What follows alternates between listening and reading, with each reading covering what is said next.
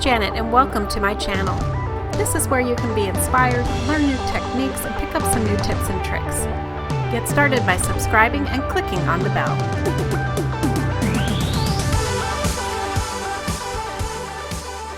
Hi everybody, I hope you're having a wonderfully creative day. Well, I'm here a second time to take a look at the Works All-in-One tool from We Are Memory Keepers.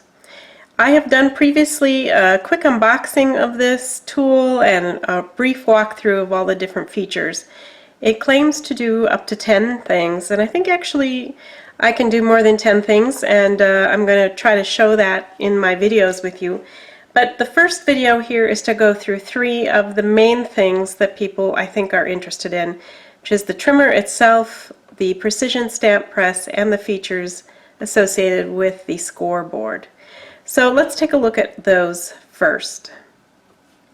As a reminder, you do receive an instruction brochure with this tool, and it's really great because for all the different things that you want to do, it tells you exactly where to go, and you'll find pictures and some brief instructions. So I think this booklet is very handy, and I'm glad that they've included this with the tool. Alright, so taking a look at this again, we have a trimmer tool here, and we've got a precision stamp press, and underneath that we have a scoreboard. For the moment I'm going to concentrate on the trimmer, so I'm going to take away the precision press, which needs to be out of the way. I've got a piece of paper here, and I want to use it to help demonstrate this tool. So first of all, this is like a trimming guide. When you are using the trimming part of this board, you'll want to flip this down so that it's completely smooth as opposed to having a ridge on one edge.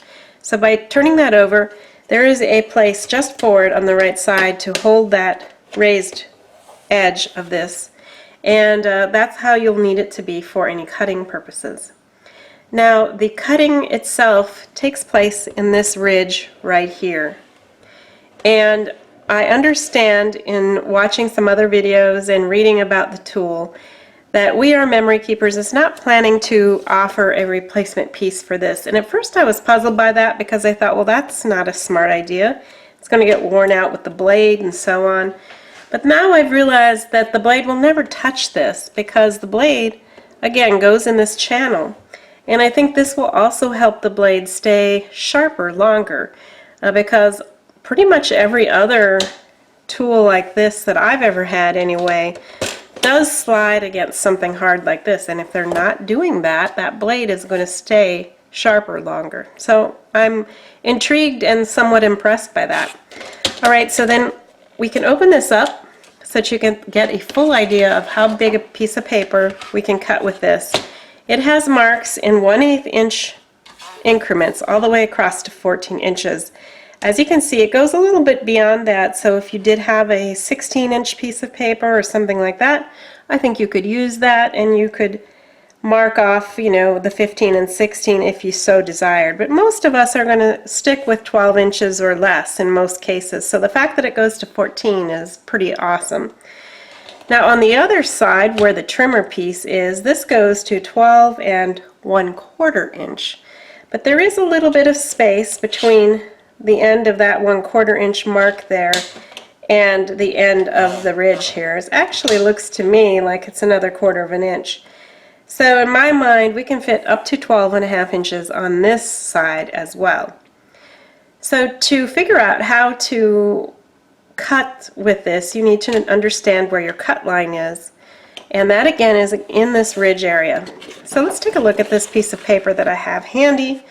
You see it has a bit of salvage on one side that typically we would not want to use in a craft project. So I'm going to line this up so that the edge is here and here. Pull this over and pull it down. And you can see that I was very accurate in getting that white piece removed from the darker red piece. There's very little of that showing. So I've concluded that it's quite easy to get an accurate cut as using this tool, which I'm very impressed with again. So let me cut another piece here. This suggests that it's about 7 inches wide. I'm going to use that and cut it straight across. So I was able to detach that very easily and in a way that it's nicely cut.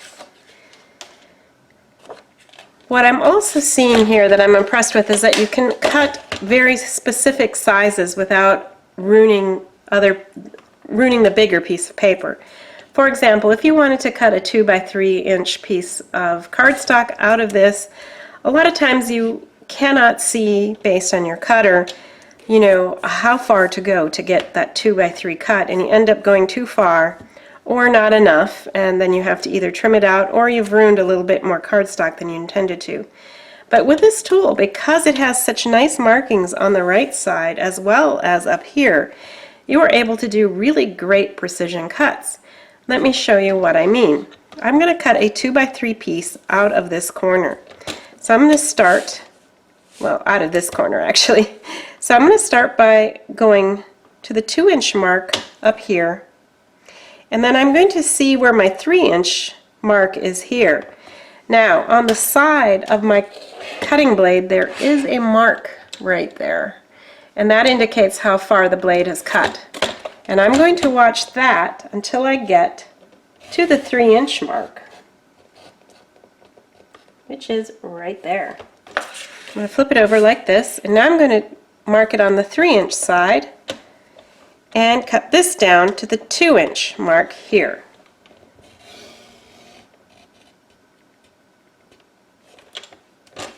And you see how great that did? I did not go any further than what I wanted to go, which was 2 inches on this side and 3 inches on that side. I've got a perfect rectangle here, and again, no ruined paper. So you can see that this is very accurate, and for this reason I give the cutter part so far an A+, because the current cutter I have does not allow me to cut precision sizes like this. It gives me a clue, but it's not exact, and so I'm always going a little too far or a little not far enough.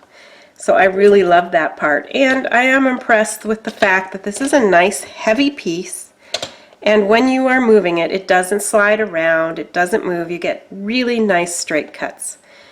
Now, I have been asked, will they be replaceable, the cutting blade itself? I would say yes, they are, because right in the instruction manual it shows you how to take the blade off and put a new one on. And it's very simple, you just push it off and then you could pull it back on. There's just a little resistance here, but not enough that it makes it, you know, really difficult. So very easy on and off. I like that as well. Alright, let's take a look at the scoreboard functions. Now you'll notice that the scores go all the way to 6 1/8 inches. And to use this board, the first thing we'll want to do is take this out, flip it over, and there is a ledge right here, and I want to put that ledge up against my scoreboard marks.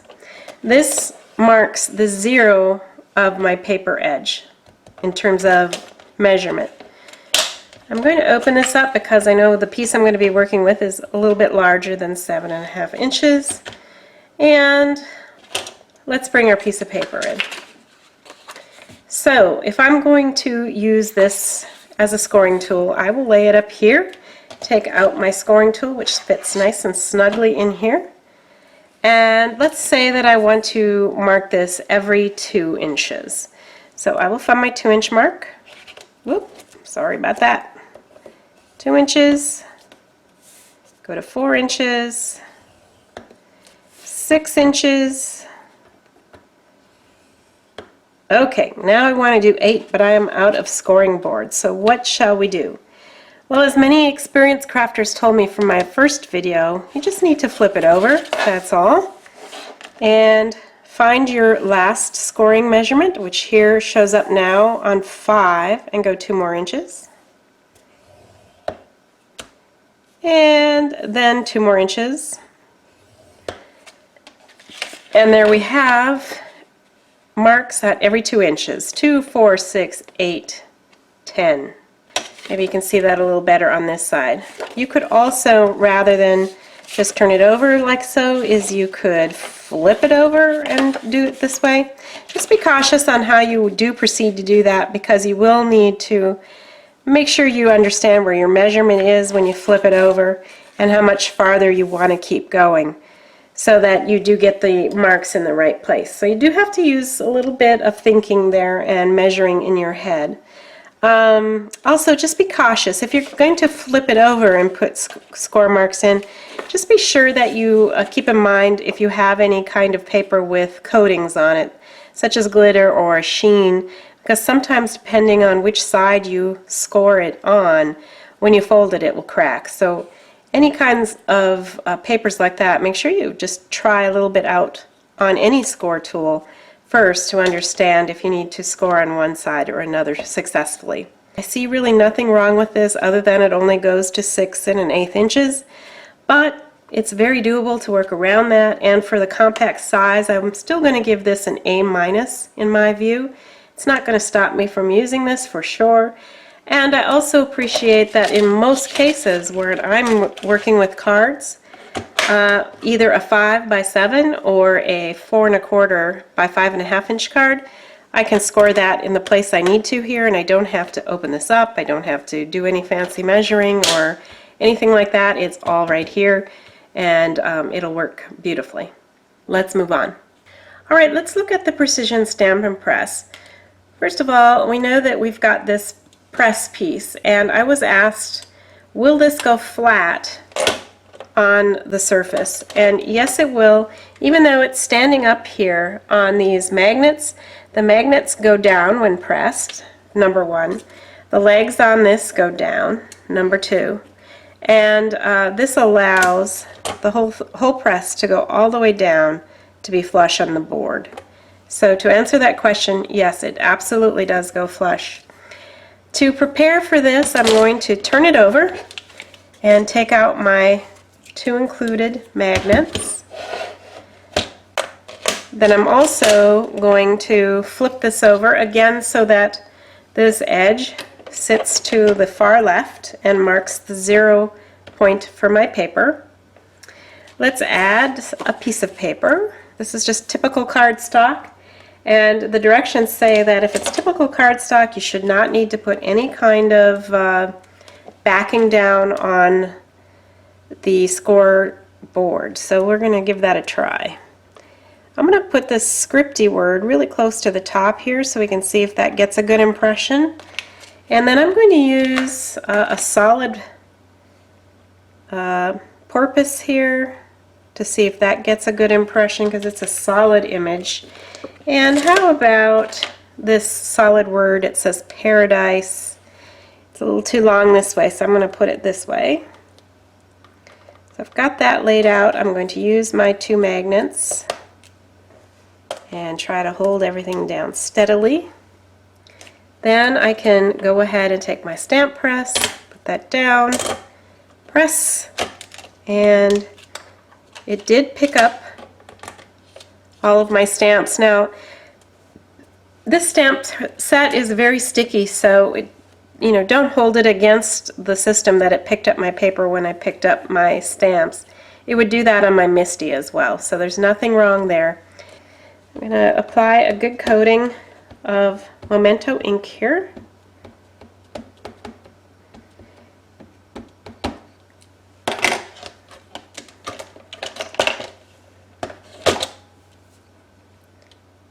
Put that back. All right, let's press it down. I'm going to try to give some good pressure. Not too bad. I've got some parts that didn't get done here, and my purpose still needs a little bit, so I'm going to give it another coat. And again, this isn't uncommon when I use my MISTI either, that I have to use 2 coats of ink, or sometimes even more. So, I'm not thinking that the press is to blame thus far. I'm really looking here not for the number of times it takes to do the press, but how well does the ink coverage work. And do I get any ghosting? Because I've taken this completely off, and now I'm taking it, putting it back on, and there is no ghosting that I can see. Now the paradise word's pretty good. I'm still a little bit light here on the fins, and I can see that some of my ink didn't come off. So let me see if I can press there to get that in place, and if I still need another coat. Well, I think I could use just one more coat on the porpoise, or the dolphin. I don't know why I want to call it a porpoise all of a sudden. It probably is more like a dolphin. Or maybe, what's the difference between a porpoise and a dolphin? Maybe they're the same thing. Clearly, I don't know my animals as well as I should, I guess. Okay, well, I think that did pretty well. So let's take this out and get a closer look at it. So enjoy the journey. That looks pretty clean. It looks the same ink coverage everywhere. Paradise looks pretty good as well. I don't see any ghosting there. And my porpoise or dolphin is very clean. I'm pretty pleased with this. So what they say is that, you know, regular cardstock will work fine, but if you're going to use a vellum or something really light in weight, then you'll want to put something down before you stamp. And I can see that as well. So, but overall, this isn't too bad. I like the convenience of having it all in one place really quick, that all I need to do is to switch from trimming or scoring is to flip that over perhaps and place my stamps on a piece of paper and go ahead. So I really love my MISTI. I'm a big MISTI fan, don't get me wrong, and I will never give up my MISTI entirely. But for stamping of most things, this probably is going to work pretty well. So I'm going to, again, keep using this and see if I continue to like it. But right now, I would again give this probably an A-, only because you do need to probably use a back or behind here if you're going to do something light, which you don't have to do with other stamp presses because that surface is smooth. I'm not going to complain. I think it turned out pretty well. Alright everyone, so we've covered the trimmer, which I gave an A+ for, the board an A-, and the stamp press an A-. Not too shabby so far. For my next video, I'll come back and take a look at how to make tags, banners, and the tab function to make folders and dividers. Alright, that'll do it for me today. I'll be back soon, but until then, keep crafting. Bye.